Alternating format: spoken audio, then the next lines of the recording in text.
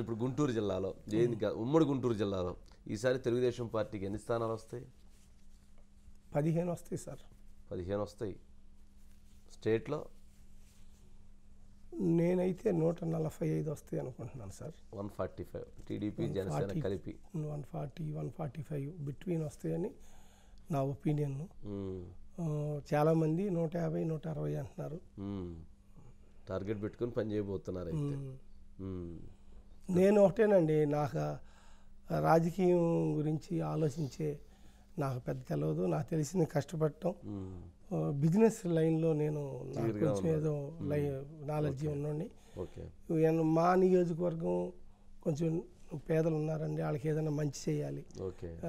అవినీతి అనేది ఎక్కడ ఇంటికి చివరి కూడా లేకుండా మనం ఈ 5 ఏళ్ళు కొంచెం వాళ్ళకి ఏదైనా చేసి పెట్టాలి. ఆ పార్టీ ఈ పార్టీ, ఆ కులం ఈ కులం, ఆ ఊరు ఈ ఊరు అనేది లేకుండా కొంచెం అందరినీ ఒక సమానత్వం, ఒక సమ్మేళనం చేయాలి. తెలుగుదేశం పార్టీని అక్కడ నాయకత్వం సమ్మేళనం బాగా స్ట్రాంగ్ చేసి తెలుగుదేశం పార్టీని అక్కడ స్టాండర్డ్ చేయాలి.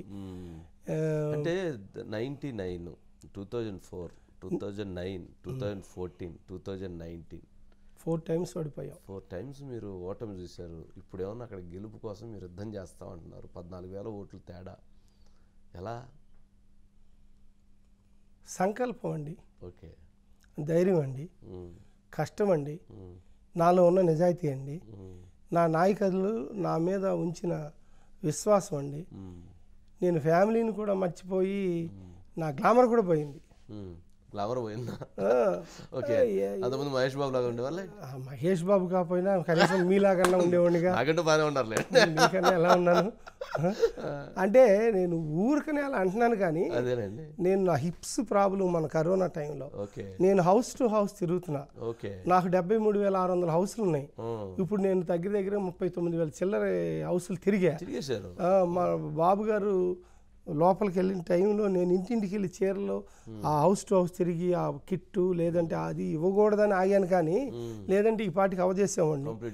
మా ఒకవైపు పార్టీ కేఎస్లను పెట్టమంటున్నారు, ఇంకోవైపు ఏమో భవిష్యత్తు గ్యారంటీ చేయమంటున్నారు. ఇవన్నీ చేసుకోవాలి, క్లస్టర్లను చూసుకోవాలి. ఒకళ్ళు పని చేసే వాళ్ళు ఉంటారు, ఒకళ్ళు పని చేయని వాళ్ళు ఉంటారు. అది కాదు ఇదిరా, మనం అందరూ కలిసి వెళ్ళాలరా. రేపు ఎమ్మెల్యే అయినా కూడా మీరే నడిపేయాలి, నాదేం లేదు, పార్టీ అంతా కలిసి కట్టుకుని ముందుకు వెళ్ళాలి. మనం ఈ సీటు బాబు గారు పక్కన నిలబెట్టాలి. అది ఎమ్మెల్యేగా నరేంద్ర గొప్పతనం, బహుమతికి ఇవ్వకూడదు, ప్రజలు గొప్పతనం. ప్రజలు ఆ బహుమతి ఇచ్చేటట్లుగా మన కేడర్ పనిచేయాలి. ప్రజలే దేవుళ్ళు, సమాజమే కదండి దేవాలయం. మరీ స్కూల్ లాగా ఉండేదిలేండి, ప్రైవేట్ స్కూల్లో కానీ హోంవర్క్ ఇచ్చినట్టు ఇచ్చి పారేస్తుంటారు మీ పార్టీలో. అంటే మాది ఒక సిద్ధాంతపరమైన పార్టీ అండి. కులాలు మతాలు డబ్బుల మీద అటువంటి పార్టీ కాదండి.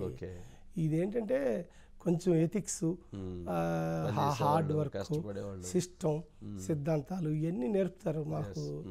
అందులో ఏంటంటే మా గురువు గారు సంగతి మీకు తెలిసిందే కదా, కరెక్ట్గా పనిచేస్తారు. ఆయన ఒంటి మీద బట్టలు ఇస్త్రీ నలగకుండా ఎలా ఉంటాయో పార్టీలో సిద్ధాంతాలు కూడా అలా నలగకుండా ముందుకు తీసుకెళ్ళాలి అని అనుకునే వ్యక్తి. ఆయన అడుగు జాడల్లో నడవటం అనేది మా ధర్మం.